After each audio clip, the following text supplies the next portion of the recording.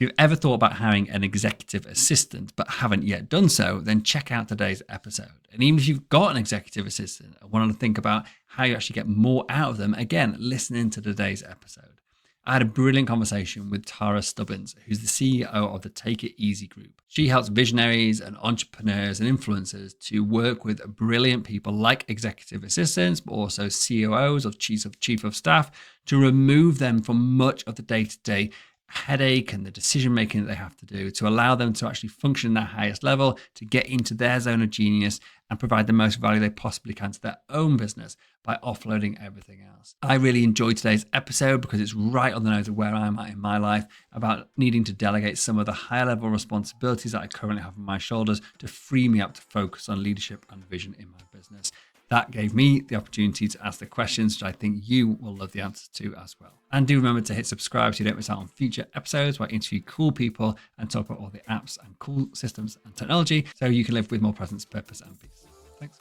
So the question is this: how do entrepreneurs like us who don't have an endless supply of cash, how do we leverage the best apps, virtual assistants, automation tools, and systems to scale our businesses, increase our profits, and have more time to do what we love to do each day? That is the question, and this podcast will give you the answer. My name's Dr. Steve Day, and this is Systemize Your Success. Hi, Tara. Thank you so much for coming on the show. I am super excited about speaking with you. And I often say that when I've been looking forward to speaking with somebody, because the kind of stuff that I think we're going to talk about is the kind of stuff that I probably need help with. And that, I think, lends itself to a very natural and easy conversation where I'm just going to ask you a bunch of stuff, and I'm going to get loads of value from this. And hopefully the listeners will too, because hopefully the listeners are similar to me and have similar challenges and needs and wants in life and business too. So with that said, Tara, please introduce a little bit about yourself, just a couple of minutes, like who you are, why you do what you do is always a fun one for me. And yeah, what you're doing here today. Yeah, so I'm Tara. I'm the founder of Take It Easy Group, and my kind of founding story is a little bit different than probably most people that you've heard. I actually dropped out of high school and decided to jump on a rock and roll tour bus in Canada, where I lived.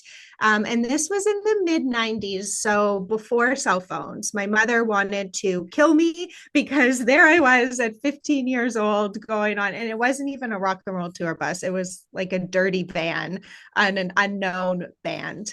But I wanted to help them, and I wanted to be in the music industry. It was something that I always dreamed of and something that I was super passionate about. And I knew that I had zero musical talent at all. I have this guitar behind me, but when I play it, it sounds like a dying animal. Like I'm really, really bad at anything musically inclined. So I thought, well, maybe I can just go help get coffee. And that's what I was doing across Canada for the spring and summer and a little bit into fall. And I loved every single minute of it. And it wasn't necessarily because, the band that I was with, drew like big crowds. They were pretty unknown, and they're still unknown to this day. They didn't really go anywhere. But it was the fact that I understood really young that I absolutely loved helping people. And I loved the fact that even me getting a little bit of, their coffee or doing whatever might help them have a better day and then succeed a little bit more. And that's what I wanted more of. So I finished the tour, I finished high school, but I dove right back into how many people can I support? And I ended up, as I say, chasing rock stars around the world for about 10 years. I grew to the point where I helped large bands such as the Rolling Stones. I was Mick Jagger's personal assistant out on the road for 2 world tours. Red Hot Chili Peppers, Lady Gaga, a whole bunch of big names.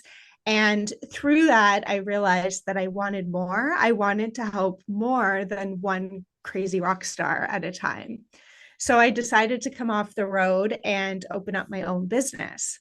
But I had zero business background at all. I was a dirty roadie. I didn't know what I was doing. I didn't even know that I was opening a business with the idea of, wanting to help more than one crazy rock star. So I struggled a lot.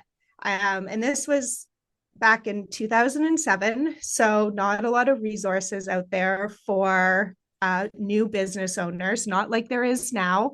And I really, really had a hard time of what am I doing? Who am I? What is this business? Is this a business? What does this mean? And I always say I kind of put myself through business school with all the failures that I had and lost money. And so now my biggest mission is to help what I like to say accidental CEOs, people like me who are, have this big creative goal or dream or idea, but they just don't have the leverage or know the right questions to ask or know kind of how to get that idea out of their head and to be able to launch it into something real. Very cool. And yeah, a different story to some people I've spoken to. No one else has worked with Mick Jagger, so that's a first for me. So yeah, fantastic. And I love the Rolling Stones, so and Chili Peppers and Lady Gaga. So yeah, all good shouts there. Cool. All right. So tell us like in real terms, because I obviously know a little bit about what you do. I've done a little bit of research. But I was interested to know, like, how do you actually help people? Because you said obviously you love helping people, but I'm sure it's not you that sort of goes in and gets the coffee, so to speak, for your clients today. So how do you position yourself and what actually do you do for your client base at the moment?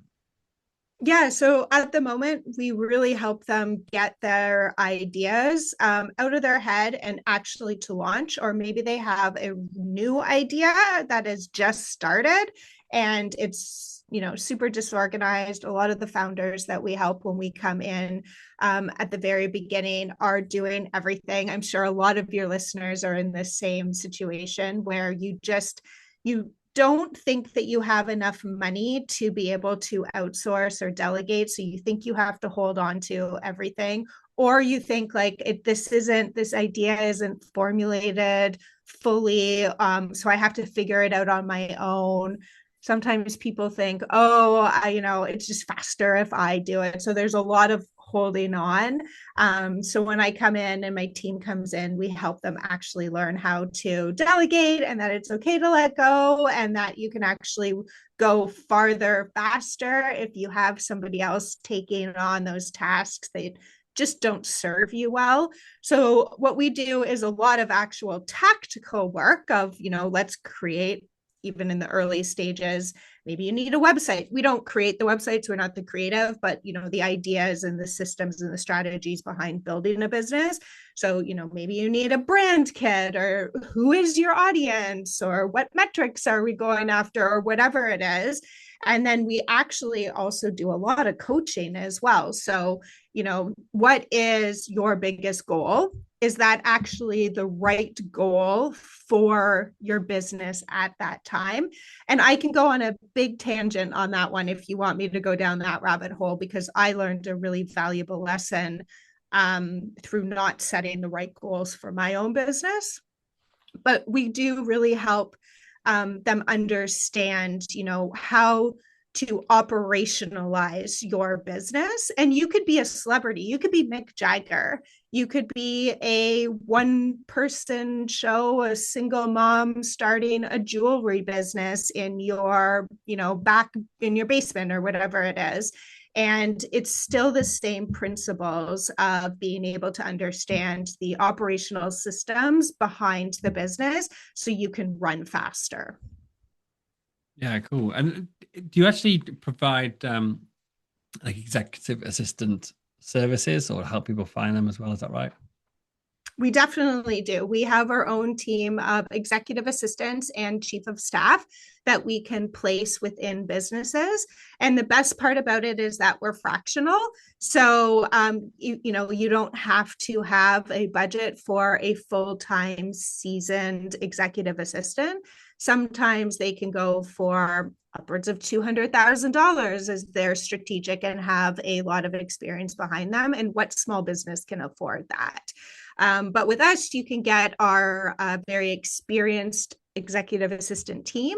They're all based in North America, Canada, and the US. So they understand, the business models and just kind of what's going on. And it really can help you not just get the tasks completed, but also we're very proactive, so we can see, hey, I see that you're struggling with this, or you have this coming up in your inbox, or you're ignoring this pitch. Why are you ignoring this pitch? And a lot of times we get, oh, I don't know if I'm ready to pitch to that big company yet, or whatever it is. And then we can help actually walk you through that. Why are you nervous about that? Oh, it's because I don't know if I have the right metrics or the right deliverables that they need, or whatever it is. Okay, let's work on that. So it's a lot of like business building, and not just we run your calendar for you. Yeah. Oh, amazing.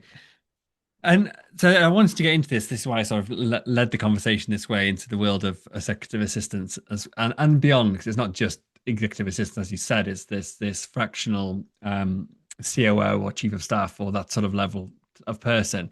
And I think that when I've spoken to people in similar industries to you before, I always get massively excited about this idea that somebody who, like myself, I've got a small business, very few staff, I do have revenue, I've been going for a number of years, but there's something missing in the ability for me to actually execute the level I want to now. It's like I'm holding myself back, I feel, because I'm still holding on to too much in terms of the what would in effect be your C-suite or your board of directors dealing with decisions and taking ownership and responsibility.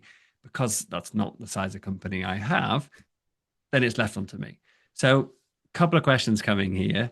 Firstly is really, let's take it from the executive assistant level first. I think that's the stepping stone in some ways, or the easier one to grasp is like, what is the difference between a virtual assistant, admin assistant, whatever that label you want to give that person, that basically helps you out with the day to day. You tell them what to do, they go away and do it. Maybe a little bit more than that, but it's not taking ownership. To an executive assistant. Like, what is the difference, and when would it be the right time for me to think about that, and all the other things that I'm sure you're going to tell me that are useful to know? Yeah. I always say that executive assistant should be actually your first hire.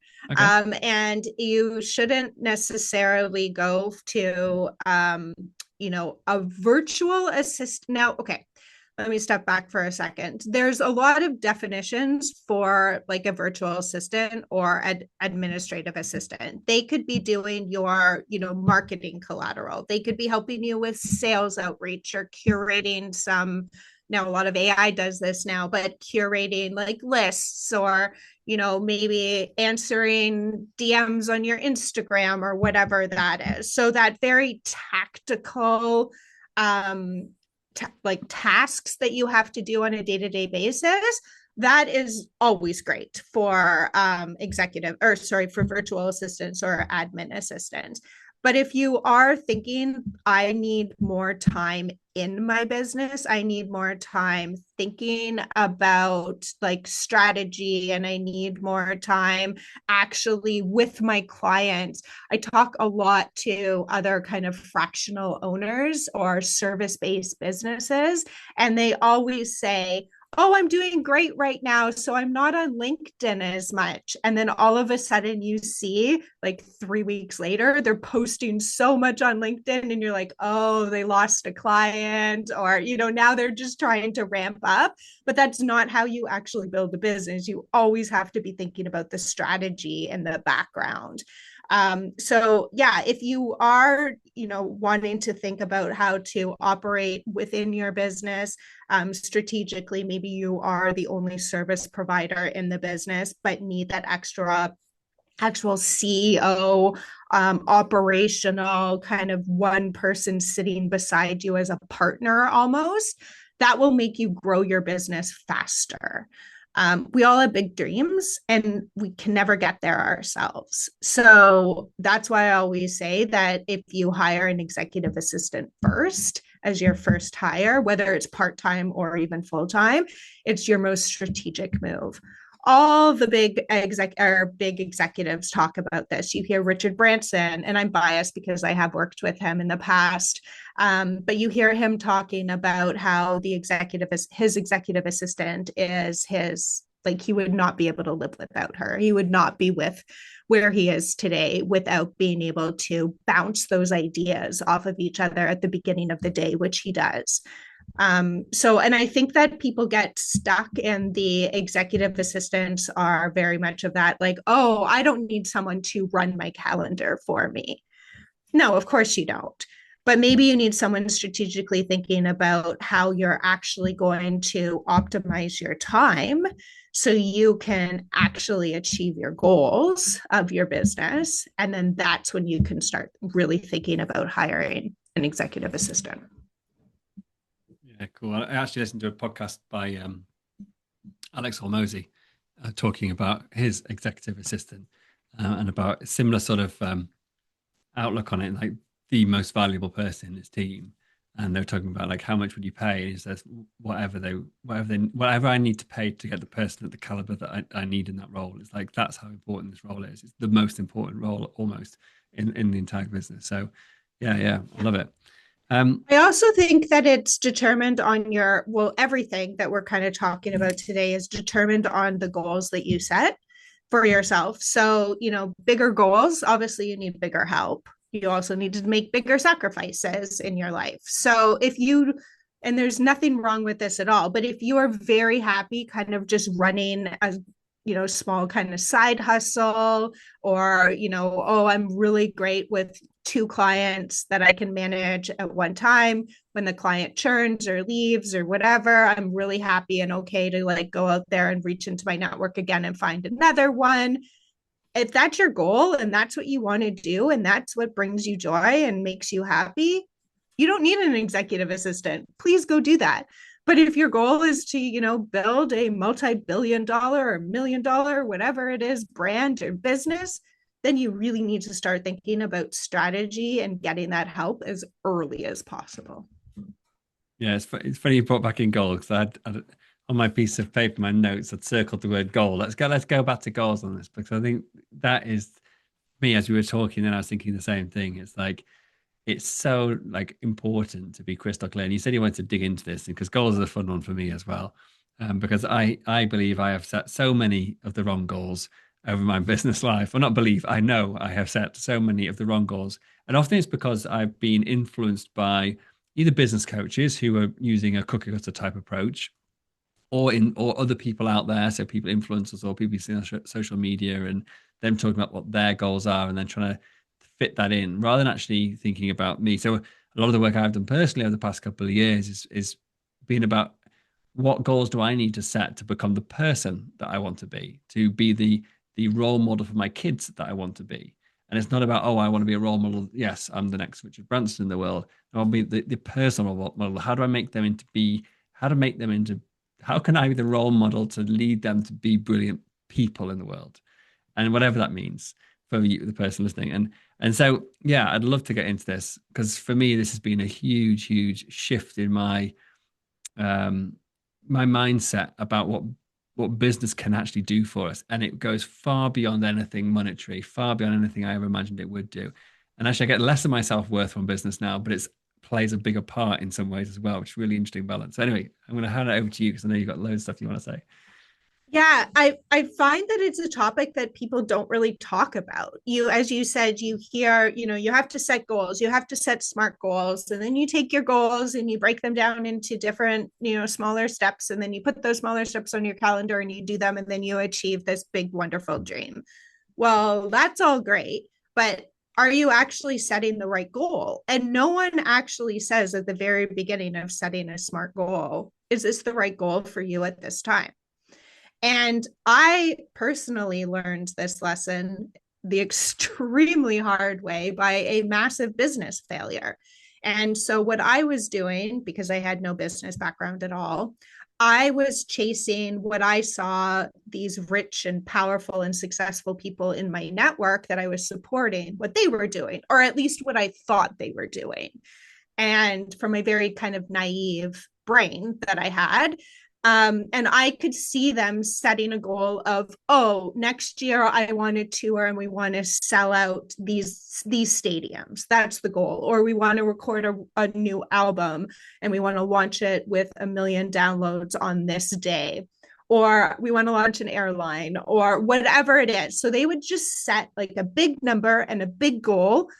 And then they would just delegate and focus on that goal, and boom, the goal would happen. So I was like, okay, cool. I can just set a big number and I can just delegate and focus on that goal, and boom, that's going to happen. And that's what I did. And the problem is I would say, I think it would be amazing if we got 50 new clients this quarter. And so we did it, but we didn't have the systems in place to actually support 50 new clients in 3 months. We didn't even have the system in place to support 5 new clients in 1 month. We also didn't necessarily know who the ideal clients were. We were just bringing anyone in to check, okay, that's 2, 5, 25, whatever. And that's what ultimately collapsed my business, was because we were chasing numbers and goals that were way beyond anything that we could handle before the foundation was actually built. You hear a lot of people say flying the plane, building the plane while it's flying. We didn't even have the parts up in the air before we were kind of building this plane as we were flying it. And so that's why I'm really passionate about helping people understand it is totally okay to say, I want to make $1 million this year, but do you have the systems and the foundations set up to be able to sustain that $1 million? And do you know the sacrifices that you have to actually have and sacrifice to actually make that $1 million in a year? Are you willing to go that far? Are you willing to sacrifice? Are you willing to not have work-life balance? So yeah, it's something that I'm extremely passionate about, is like, what is this goal that you want? And is this number that you're chasing the right one for right now? Or do we have to figure out something first before we can chase that number? Yeah, no, I love that. It's one of my most fun subjects when I start working with a new client. And we talk about, what are the goals of working together? And we start with what's their, whatever it is, 1 year goal, 3 year goal, whatever they've got down. And I always just ask them the question, why did you choose that number? Why is that important to you? What's going to be better in your life when you get there? It's like, and suddenly we normally open up a can of worms of like, oh, now we need to have a conversation, because there's no founding on any of this stuff. Like you said, it's just like arbitrary and whatever. Like for me, like I shifted so much from these arbitrary money-driven goals, which I was always failing to get to. And anytime I got to one, I just moved the goalposts. It was just a never-ending burnout sensei, or like exhaustive cycle of never hitting the goal, because it always moved. To really going down to, okay, well, what am I willing to sacrifice? Like you said, like what is important to me today? And I've got a 3-year-old and I've got a 9-year-old. And what I realized after a few years, sadly, was that actually they are what were important right now. And that's for me, I decided, actually, that's the focus for me. And my business needs the wins of my business are reflected in how happy I can be being at home and not stressed and feeling guilty either way. Guilty for being at work or guilty for being at home. And if I can get that nailed, which I was a long way off when I started, then that would be success for me. And thankfully that's what I worked towards and got to. And I think that, yeah, I just want to, it's not all about me at all. I'm sorry about this, but just sharing my reflection on what you said, because it's been so massively important in my life. So anyone listening, like, listen to what Tara's saying here about goals, because it is so fundamentally important to get right, because you just burn out otherwise. Yeah, it's actually really interesting too. You said, a lot of people set goals because they see what other people are setting on social media, or maybe a business coach does it because it's kind of cookie cutter. And I get asked that a lot of, people's they see really successful people and they say, what is their morning routine? Or what do they do on a day-to-day to be successful? Or, you read a book by a really successful CEO, or listen to a podcast and you hear what they do on a day-to-day, and then you start trying to copy them. And you're like, well, I'm getting up at 4 o'clock in the morning, but I'm not making this amount of money, or my business isn't turning around to be successful. And it's like, no, you have to be unique to you. Just because this person gets up at 2 o'clock in the morning and goes and plays a round of golf and then drinks a smoothie and then meditates and does all of these things doesn't mean that if you follow that exactly, you're going to be just as successful. That's, what works in his life or her life right now. And that's great. But through all of the times that I've been able to support these really, really successful people, I've realized that they all have different morning routines. Some of them will wake up at 3 o'clock in the afternoon and drink a bottle of vodka. The others, will actually wake up at 4 o'clock in the morning and go for a run and, do all of these things, healthy, meditate, do yoga, have a really planned out strategic structured day. And others are just kind of all over the place going with the flow, but they're all really successful. And that's because that's what works for them and who they are. People on podcasts all the time ask me, what's your morning routine? And it doesn't matter what my morning routine is. It matters what works for you and your schedule and your goals in the season of life that you're in right now. I love that, Tara. Yeah, brilliant, absolutely brilliant. And I'm gonna pause there, or I'll stop it there and say thank you so much for coming on, because I think like what we talked about here has been super powerful. I don't want to keep on going, which I could very easily with you and have lots and lots to talk about for many hours to come. But yeah, is there anything else you wish I'd asked you that I haven't done, or anything you want to share before we wrap it up? I think one more tiny subject, but I'll keep it No, short, go for it. is There's that go for it. a lot of especially creative people or new entrepreneurs will think that building systems or creating habits is kind of stifling their creativity or their workflow, or that's for big corporations.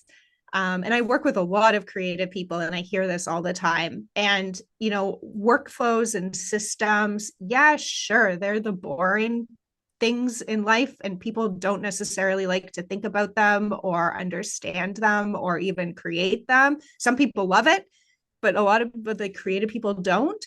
But if you understand that that's kind of actually helping you create boundaries, but you don't have to necessarily stay within those boundaries all the time, but they kind of are like a little bit of, those guardrails to keep you sort of focused and allow you to blossom and grow, that will actually help you create the bigger businesses that you want to create. I talk about kind of like the boring things that create big businesses. And from my understanding and from what I've witnessed is that the people who can create really successful businesses are the ones that are okay and doing the really, really boring things. And if that isn't you, then create a system to do the really, really boring things or delegate it. And then you can continue doing those creative, wonderful things that you really want to do. I love it, but I've got to come back on that, because what you're describing, boring things, is literally the thing I get out of bed at 2 a.m. to do, because I'm an absolute systems geek. So my superpower is the thing that you are describing as, what many people I know, because this is what I obviously help people do as well, and that many people just find like it's like walking through porridge or whatever, and it's like no, this is amazing. And I just had a really, really powerful conversation with one of my coaches on Tuesday early this week. And there was me and another client who's similar sort of mindset to me. She's in web development, but very strategic and systems oriented. And then my coach as well. And he's much more like energy and mindset and empowerment. And it's a really interesting triangle. And this conversation ended up talking about AI and systems and automation. And exactly what you said is like far from stifling creativity. They allow for creativity. And in fact, like AI is the next level of automation, really, or next level of systems. And it's freeing and empowering. And it's like AI, we're talking about this, about massively increasing human potential to be human, because Yeah. we can now actually truly get machines to do the things machines can do, which allows us to remain in our zone of superpower as a conscious human empathetic being, and spend all of our time in that zone that machines cannot do, and for the foreseeable future won't be able to do. And so therefore, whatever the noise is around, we can now engage with people on a much more one-on-one level or whatever, like much more, we're engaged more with actual people rather than all this noise of having to do all this stuff around the side. So totally, yeah, I love the fact you brought that up because it's actually I'm going to record a podcast about it next week. So there you go. Because Good I just lead in. love, yeah, exactly, brilliant lead in. So I absolutely love this topic at the moment. I think so many people have got a tainted view or a fear of AI and systems and I think that we as people who believe and see the results of this need to be shouting about actually it's the opposite of what most people think and be able to demonstrate that's true and not just obviously talk about it. Absolutely. Yeah, awesome. Absolutely love it. Tara, thank you so much. I am going to ask you one question before you go, like that I like to Yeah. ask everybody. And the title of this podcast is Systemize Your Success. But what does success mean to you and why? Right now, my biggest goal and has been for a long time is to help and touch the lives of 1 million people to make them achieve their own dreams. Cool. And then what does success mean to you personally then? What will you feel when you're successful? Oh, is that the question you were Oh yes, what asking? does success mean to you? So it's the next level down, I'm afraid. I want to go deeper. We're going deeper. Okay. Again, I think that I've always been, and I've said this 1 million times, is that I am happiest when I am helping other people achieve their dreams. And that's what gets me out of bed in the morning. So, success for me is that feeling of happiness, that feeling of living my life on my own terms with that mission of helping as many people as I possibly can achieve their goals. So, that's what drives me. That's what success is to me. Thank you so much. Tara, it's been an absolute pleasure speaking to you. Thank you very much indeed. Thanks for having me.